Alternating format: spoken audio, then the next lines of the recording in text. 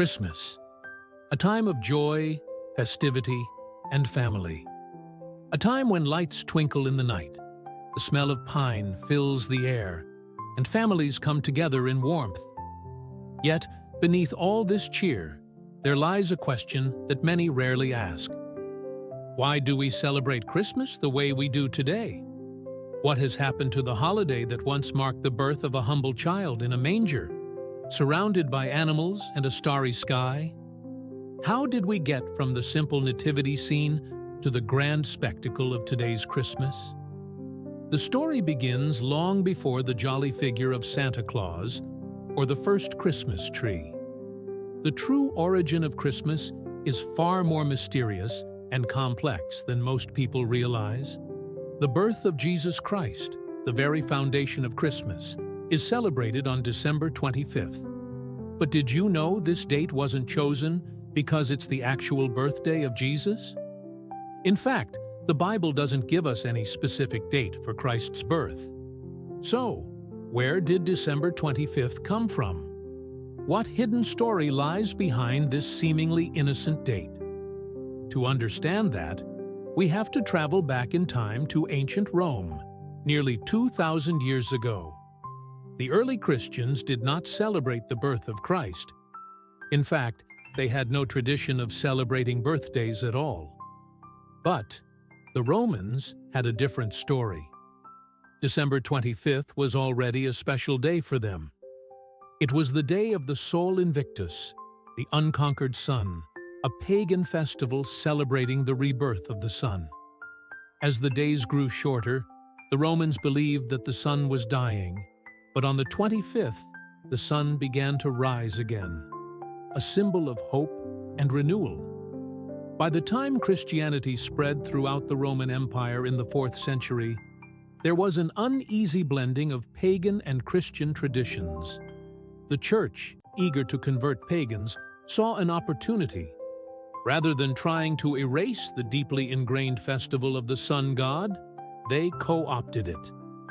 The birth of Jesus was now celebrated on the same day, transforming the holiday into a celebration of Christ's light entering the world.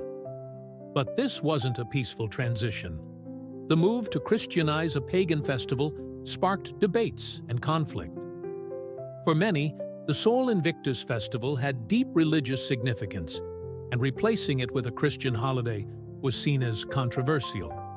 Yet, by the 5th century, the Church had managed to turn December 25th into the official date for celebrating Christ's birth.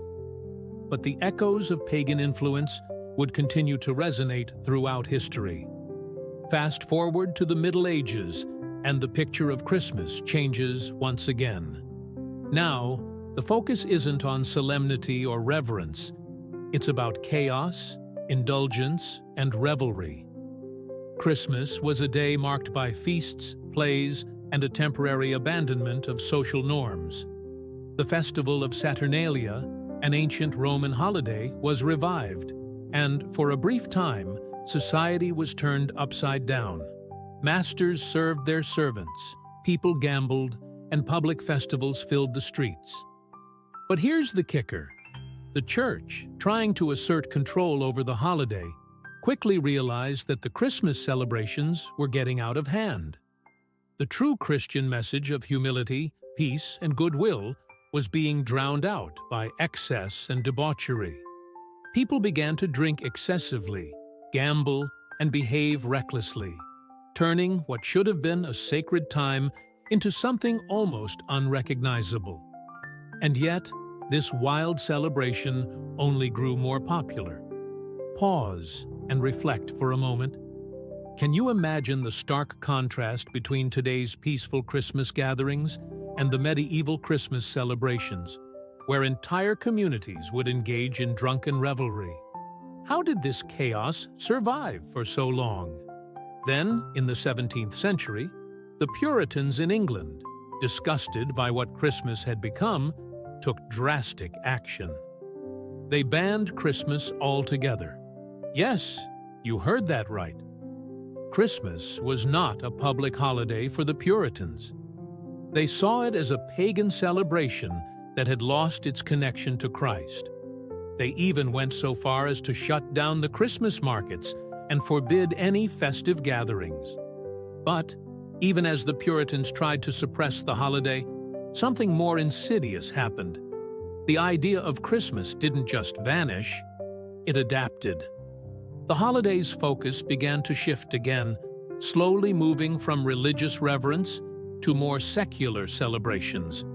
Christmas became, at its core, about family and togetherness, but also about something far darker, the rising tide of consumerism.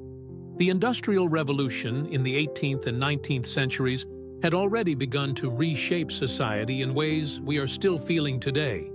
People were moving from rural communities to cities. Mass production had arrived, and with it, an ever-growing market for goods. It was during this time that Christmas, as we know it today, began to take its modern shape.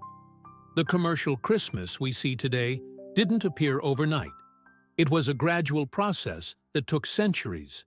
Enter the Victorian era, where Christmas was reborn again, but this time in a new guise. The industrialization of the holiday began. The story of Charles Dickens's A Christmas Carol transformed Christmas into a time of moral lessons, family gatherings, and charitable giving.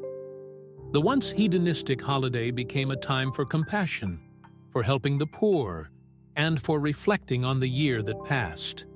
But there's a twist. As Christmas became more about family, love, and generosity, it also became more about shopping, presents, and displays of wealth. The Christmas tree, imported from Germany, became a symbol of opulence and status. Greeting cards, mass-produced with festive imagery, became an industry. And let's not forget the Santa Claus myth, which gained immense popularity, especially after the publication of the famous poem A Visit from St. Nicholas, better known as The Night Before Christmas. Santa, as we know him today, with his red suit and jolly laugh, was born out of Coca-Cola advertisements in the 1930s, further distancing Christmas from its Christian roots. Think about that for a moment. The image of Santa Claus, a man who isn't even mentioned in the Bible, has now become one of the central figures of the holiday. How did we end up worshiping a mythic figure in a red suit instead of focusing on the true meaning of the season? In today's world, Christmas is big business. Retailers depend on the holiday season for a significant portion of their yearly profits. Families spend billions on gifts, decorations, and travel, all while the spiritual significance of the holiday grows increasingly faint. The advertisements, the sales, the promotions, they've taken over. Christmas has become a spectacle more than a sacred time. But is that all there is? Is the holiday's original message lost forever in the chaos of consumerism? Take a moment and think about what Christmas truly means to you. Is it about the presents, the food, or is it about something deeper, something eternal? In the quiet moments of Christmas, amidst all the noise, perhaps there's still a way to find the true meaning, not in the glitz and glamour of today, but in the humble, quiet birth of a child in a manger. Christ's message of love, humility, and peace may have been overshadowed, but it's still there, waiting to be rediscovered. And so, the question remains, can we bring back the true spirit of Christmas? Can we reclaim the sacredness of this holiday that was meant to celebrate the birth of a Savior? Or will we continue to let it be swept away by the tide of commercialism and distraction? If you've enjoyed this journey through the dark and complex history of Christmas, leave a like, share this video, and let's talk about how we can bring back the true spirit of the season.